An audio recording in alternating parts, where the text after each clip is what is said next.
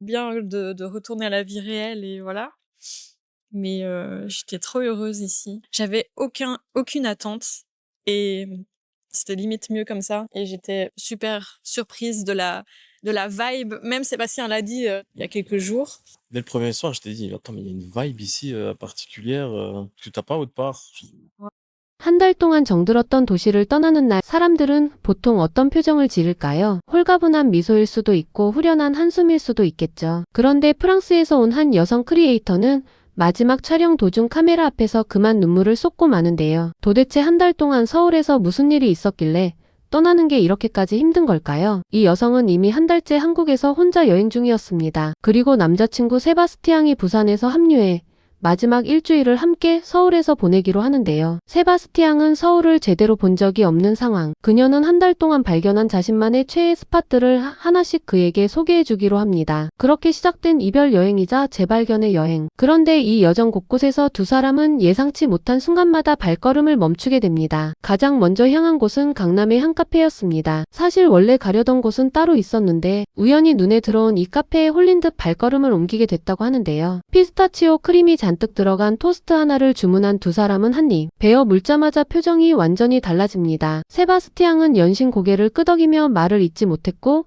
그녀 역시 이렇게 평가합니다. 이 정도 퀄리티의 페이스트리는 프랑스에서도 흔하지 않아요. 프랑스는 전 세계가 인정하는 빵이 나라잖아요. 바게트와 크루아상의 본고장에서 온 사람이 한국 동네 카페에 빵을 두고 이런 평가를 내린다는 게 신기한 일인데요. 실제로 그녀는 영상 내내 별점을 매기면서 여러 번 10점 만점에 10점을 주는데 이 빵집만큼은 두 사람 모두 이견 없이 최고점을 줍니다. 심지어 프랑스와 벨기에보다 전반적으로 한국 디저트 카페의 퀄리티가 더 낫다고까지 말하는데요. 우리에게는 그냥 동네에 있는 흔한 베이커리 카페일 뿐인데 프랑스인의 기준에서는 자국 명물을 뛰어넘는 수준이었던 겁니다. 빵집을 나선 두 사람의 다음 목적지는 조금 뜻밖이었습니다. 바로 강남의 정형외과였는데요. 사실 그녀는 한 달 내내 여행하며 허리 통증에 시달리고 있었습니다. 결국 병원을 찾았고 맞춤 깔창까지 제작하게 되는데요. 걸음걸이가 어색해질 정도로 낯선 깔창을 신어보며 그녀는 이렇게 말합니다. 벨기에보다 훨씬 나은 것 같아요. 유럽에서 이 정도의 맞춤 의료 서비스를 받으려면 예약부터 시술까지 꽤 오랜 시간이 걸리는 경우가 많습니다. 그런데 한국에서는 당일의 진단부터 맞춤 제작까지 빠르게 끝나버린 거죠. 여행객이 지나가다 들른 병원에서조차 이런 인상을 받았다는 건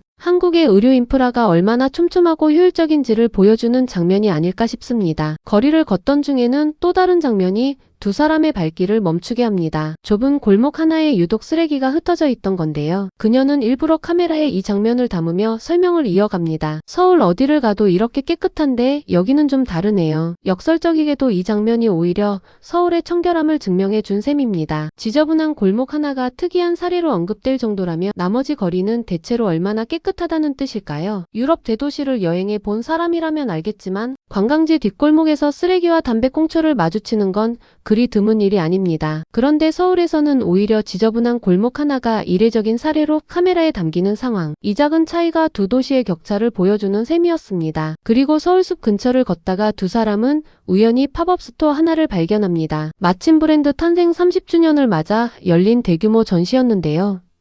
대기 명단에 이름을 올리고 반쯤 포기한 채 다른 일정을 소화하고 있었는데 저녁 무렵 입장 가능하다는 메일이 도착합니다. 부랴부랴 돌아가 확인한 결과는 놀라웠습니다. 입장은 완전히 무료였던 거죠. 세바스티앙은 마치 어린아이처럼 전시 곳곳을 촬영하며 즐거워했고 그녀는 이렇게 말합니다. 우리나라였으면 이만큼 즐기는데 3만 원 넘게 냈어야 했을 거예요. 브랜드 홍보를 위한 팝업이라 해도 이 정도 규모의 전시를 무료로 개방한다는 건 유럽에서는 흔치 않은 일입니다. 보통은 티켓값을 받거나 굿즈 구매를 유도하는 형태로 운영되기 마련인데요. 한국에서는 오히려 관람객에게 스티커와 엽서 같은 선물까지 나눠주는 경우가 많다 보니 여행자 입장에서는 이런 순간들이 유독 인상 깊게 남는 모양입니다. 시장을 지나다가는 또 한 번 눈이 휘둥그레지는 순간이 찾아옵니다. 길가 노점에서 딸기 한 팩을 발견한 두 사람. 가격표를 확인하고는 서로를 쳐다보며 놀란 표정을 짓는데요. 딸기 한 팩에 단돈 5유로.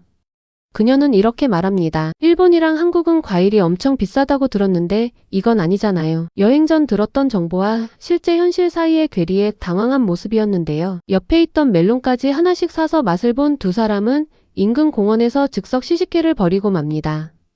값싼 가격에 신선한 과일까지 마음껏 즐길 수 있다는 사실이 유럽에서 온 여행자에게는 작지만 확실한 행복이었던 셈이죠. 두 사람은 홍대의 한 골목 안쪽에 숨어있는 작은 편집숍으로 향합니다.